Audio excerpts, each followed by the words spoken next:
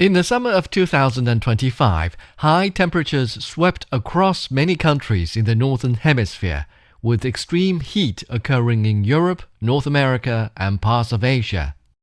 Experts predict that as global warming continues, extreme high-temperature events are expected to become more common, more intense, and last longer in many regions. In April 2025, UN Secretary-General Antonio Guterres delivered a speech after the leaders' meeting on climate and the just transition, where he emphasized that the world is experiencing increasingly severe climate disasters. He stated that our world faces massive headwinds and a multitude of crises, but we cannot allow climate commitments to be blown off course. No region is being spared from the ravages of accelerating climate catastrophes. And the crisis is deepening poverty, displacing communities, and fueling conflict and instability.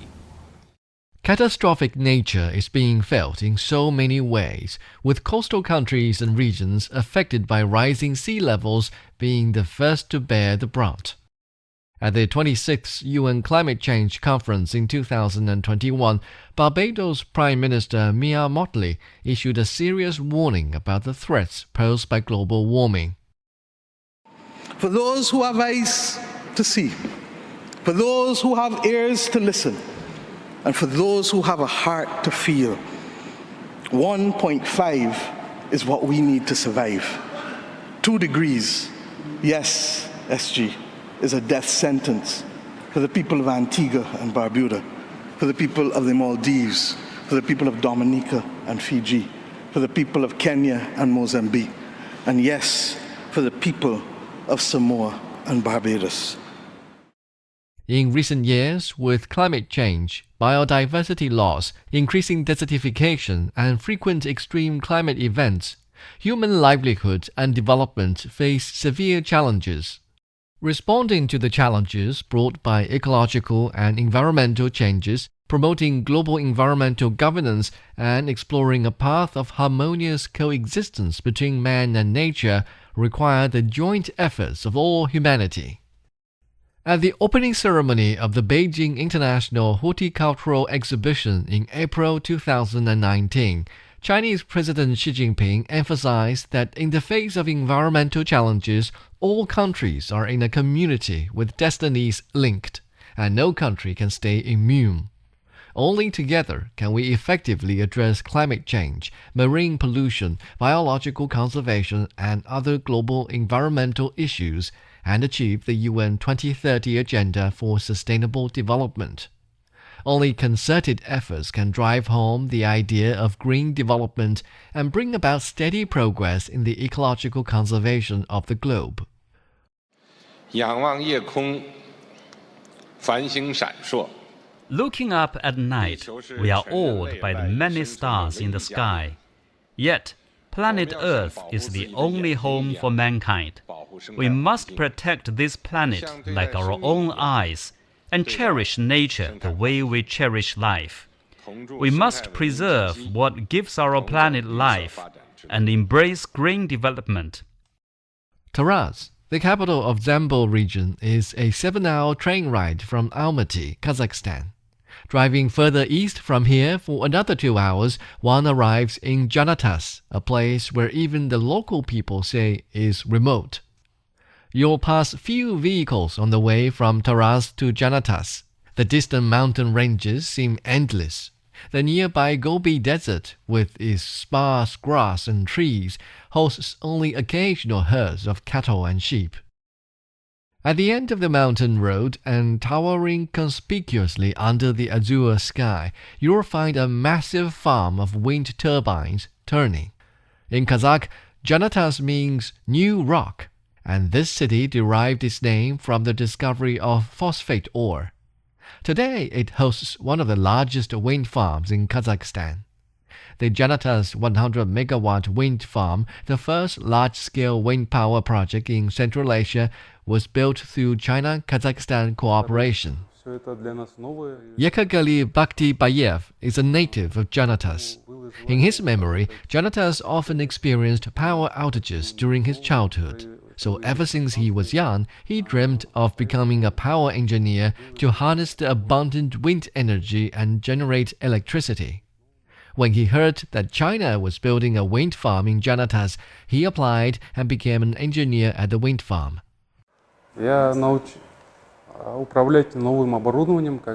Here I learned how to operate these new wind power equipment and systems. I like this job very much and want to continue developing in the industry.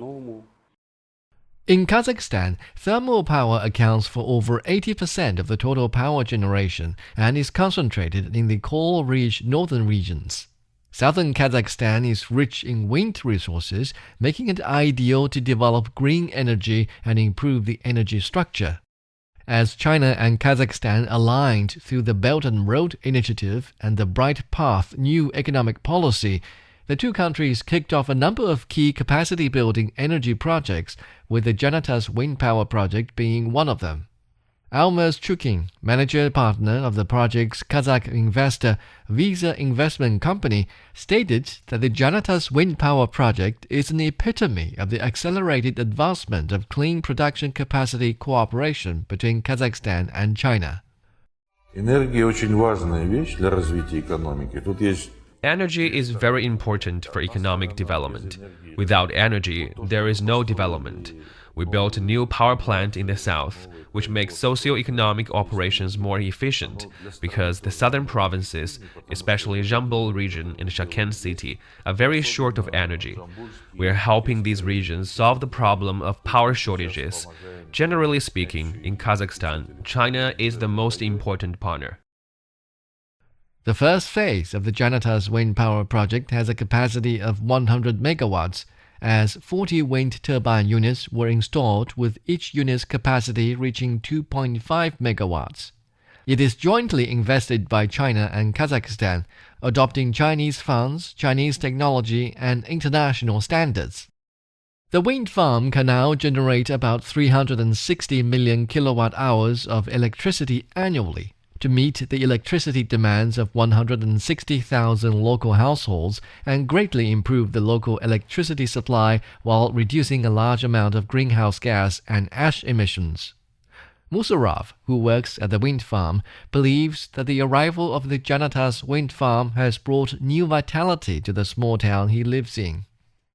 In my opinion, since the wind farm was established, life in Janatas is getting better and better. In September 2022, ahead of his state visit to Kazakhstan, Xi Jinping, in a signed article published in Kazakhstanskaya Pravda, specifically pointed out that large-scale strategic projects such as the Janatas 100-megawatt wind power project have provided a strong boost to the development of both China and Kazakhstan. The Green Belt and Road Initiative proposed by Xi Jinping has effectively helped other developing countries embark on a path more suitable for their green and low-carbon transformation. Climate change is a major global issue of common concern to the international community. It is both an environmental issue and a development issue, but in the final analysis, it is a development issue. In line with its National Sustainable Development Strategy, China has adopted a series of policies and measures addressing climate change. At the same time, it has continuously shared experiences with other countries and contributed to mitigating and adapting to climate change. In April 2021, in his speech at the Leaders' Summit on Climate, President Xi Jinping pointed out that it is more important to show people how to fish than simply just giving them fish. China has done its best to help developing countries build capacity against climate change through various forms of results-oriented South-South cooperation. As long as we unite in our purposes and efforts and work together with solidarity and mutual assistance, we will rise above the global climate and environment challenges and leave a clean and beautiful world to future generations. The Gobi bear is Mongolia's national treasure and the only bear species living in the Gobi Desert. Due to its extremely small population, it has been listed as a critically endangered species, with numbers even scarcer than the giant panda in China. In recent years, UN reports have sounded the alarm.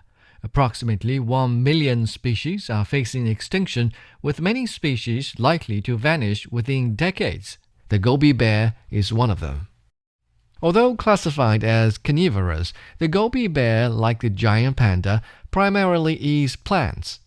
In recent years, global climate change has caused the Gobi bear's water sources to dry up and food sources to become scarce, and on top of that is the impact of human activities. Today, the Gobi bear's habitat is becoming increasingly smaller.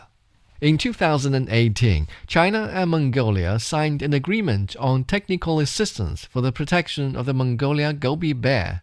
In the same year, China dispatched an expert team to the Great Gobi Strictly Protected Area in southwestern Mongolia to participate in the research and rescue of Gobi bears. Li Jia was one of them. When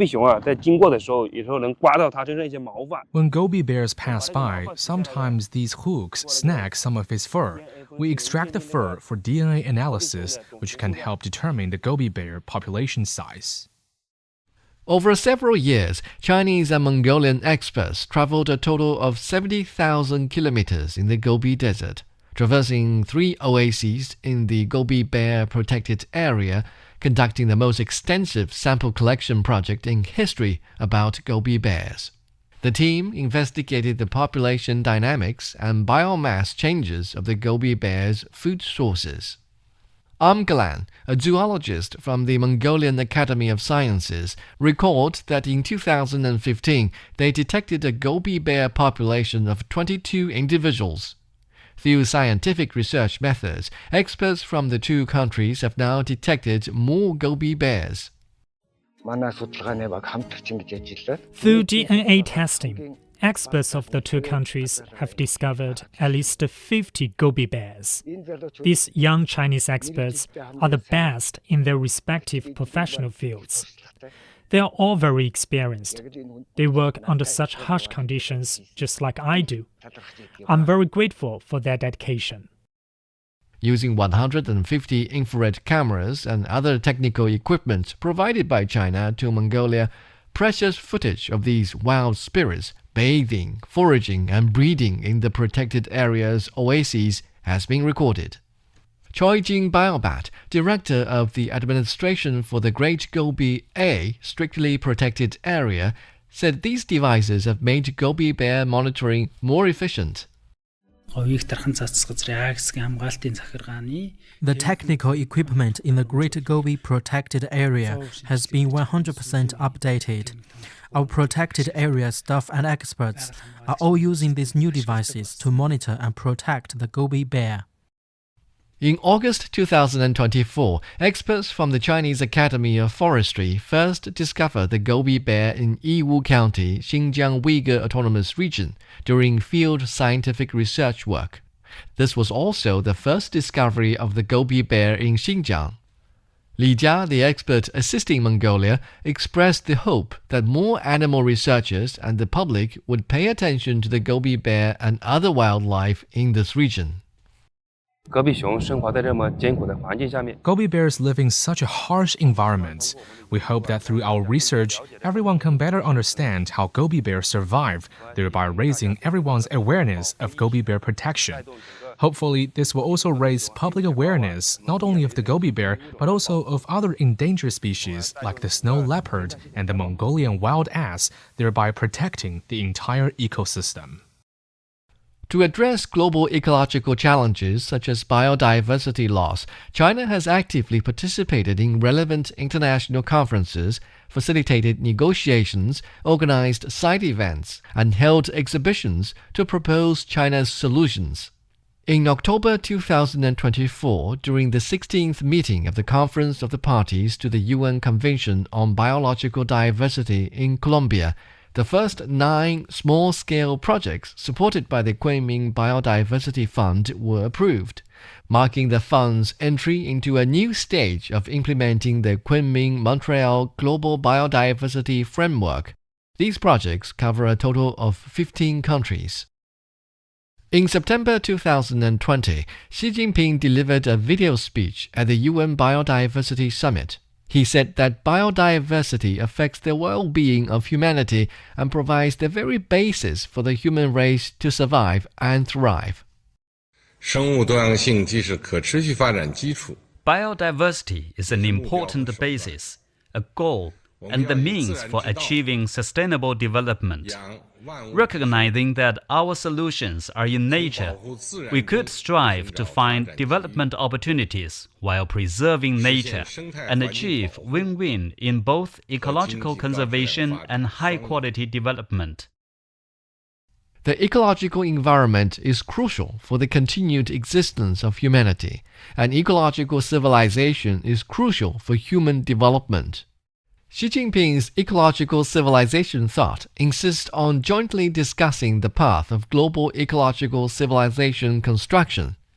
He emphasized that in the face of ecological and environmental challenges, humanity is a community with a shared future where members prosper or decline together, and no country can insulate itself.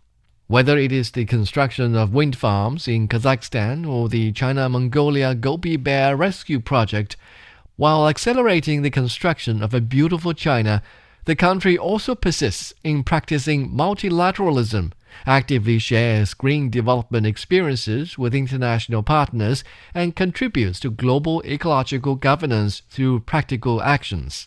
Building a community of life on Earth is an extension of the concept of a community with a shared future for humanity proposed by Xi Jinping in the field of ecology and environment. Just as he said in his address at the 15th meeting of the Conference of the Parties to the Convention on Biological Diversity in December 2022. 生态兴则文明兴。 A sound ecosystem is essential for the prosperity of civilization. We must work together to promote harmonious coexistence between man and nature, build a community of all life on Earth, and create a clean and beautiful world for us all.